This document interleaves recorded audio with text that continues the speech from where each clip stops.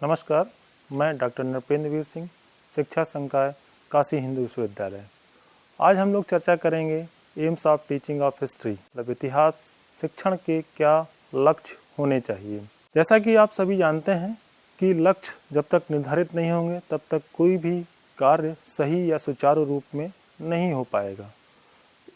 लक्ष्य के विषय में एक विद्वान का यह कथन बहुत अधिक प्रभावी है कि उद्देश्यों के ज्ञान के अभाव में शिक्षक उस नाविक के समान है जिसे अपनी मंजिल की जानकारी नहीं है, तथा विद्यार्थी उस पतवार विहीन नौका के समान है जो लहरों के थपेड़े खाकर किसी किनारे पर जा लगेगी।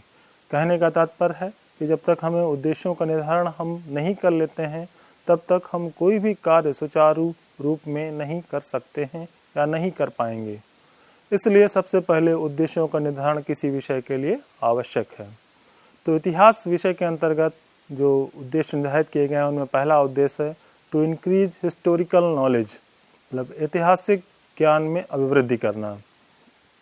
ऐतिहासिक ज्ञान से तात्पर्य यह है कि इतिहास के अंतर्गत या अतीत काल में हमारे अतीत काल में बहुत सारे सामाजिक, आर्थिक एवं राजनीतिक परिवर्तन हुए हैं, विकास हुआ है, जिनमें बहुत सारी तथ्य, घटनाएं, व्यक्तित्व, सामाजिक चेतनाएं, सामाजिक अभिवृत्तियां व विभिन्न प्रकार के तिथिक्रम हैं जिनकी जानकारी विद्यार्थियों तक पहुंचाना आवश्यक माना गया है। इसलिए यह उद्देश्य का निर्धारण किया गया है कि विद्यार्थियों में ऐतिहासिक ज्ञान की अभिवृद्धि की जानी चाहिए।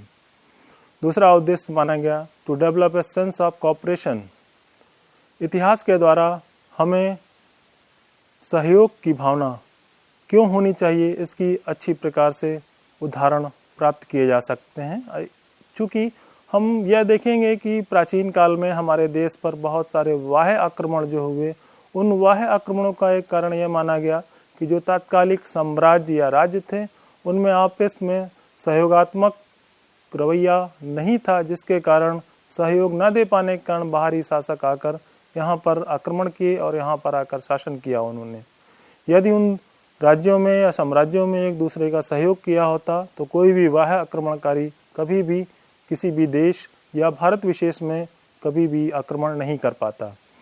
इसके द्वारा हम आज तत्कालिक समाज में विद्यार्थियों में लिव टुगेदरनेस की भावना का विकास कर सकते हैं कि किस प्रकार हम शांति और सहयोग के साथ समाज में रहें, जिससे पूरे समाज के विकास में सहयोग कर सकें।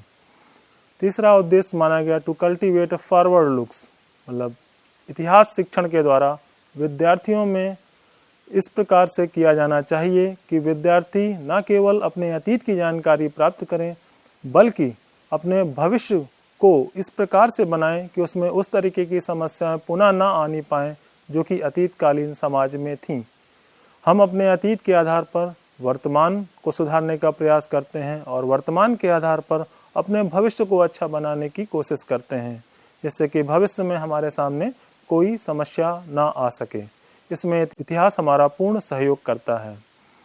अगला उद्देश्य है to give training for handling controversial issues.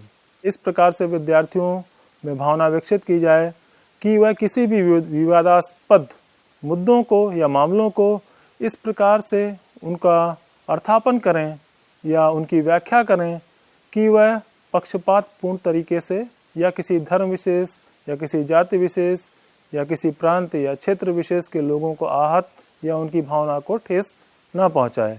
इतिहास के अंतर्गत हमें बहुत ऐसी सारी ऐतिहासिक व सामाजिक मुद्दे मिलेंगे जिनको लेकर विद्वानों में बहुत अधिक मतभेद रहता है, जो किसी एक धर्म या जाति या संप्रदाय विशेष की भावना को ठेस पहुंचाते हैं। तो हमें इन मुद्दों को या इन विषयों को या समस्याओं को इस प्रकार से प्रस्तुत किया जाना चाहिए कि किसी भी व्यक्ति विशेष या धर्म विशेष या जाति विशेष की भावना या विद्यार्थी विशेष के समूह को ठेस न पहुंचे। अगला उद्देश्य माना गया टू फोस्टर नेशनल फीलिंग। विद्यार्थियों में राष्ट्रीयता की भावना का विकास करना। राष्ट्रीयता की भावना का विकास करने के लिए हमें इतिहास में अनेक उदाहरण मिल सकते हैं। प्राचीन काल से लेकर आधुनिक काल तक तमाम घटनाएं या व्यक्तित्व या महान आदर्श हैं हमारे सामने, जिनके आदर्शों को यदि हम अपने व्यवहार में अपना लें तो निश्चित रूप से हम राष्ट्रीय एकता या भावनात्मक एकता का विकास आसानी से विद्यार्थियों में कर सकते हैं। क्योंकि हमारे देश में विभिन्न धर्म, जाति या संस्कृति विशेष के लोग एक साथ रहते हैं, वैसे भी हमारी प्राचीन कालीन सांस्कृतिक विशेषता रही है वसुधैव कुटुंबकम की, सभी को साथ लेकर। जो आज बात की जा रही है वैश्वीकरण की, वह बात हमारे यहाँ बहुत प्राचीन काल से ही की जा रही है। लेकिन उन तथ्यों को आज भी हम अपने व्यवहारों में, अपने आचरणों में नहीं लागू कर पाए हैं, जिसके कारण आज हमारे देश में तमाम तरीके की समस्याएं आ रही हैं, जो कहीं न कहीं राष्ट्रीय एकता के विकास में बाधक हैं। अगला उद्देश्य है to develop the international understanding. विद्यार्थियों में अंतर्राष्ट्रीयता की भावना का विकास करना या अंतर्राष्ट्रीय अवबोध की भावना का विकास करना, यह आवश्यक है कि आज कोई भी देश, या ये देखा जा सकता है कि आज कोई भी देश पूर्ण रूप से संपूर्ण संसाधनों पर स्वयं निर्भर नहीं है। कहीं न कहीं उसे दूसरे देशों पर भी निर्भर रहना पड़ रहा है या रह रहा है, जिसके कारण, और प्राचीन काल से आधुनिक काल हम तक देखें तो पहले आर्थिक दृष्टिकोण विशेष से या राजनीतिक दृष्टिकोण विशेष से एक देश का दूसरे देशों से संबंध स्थापित होता था।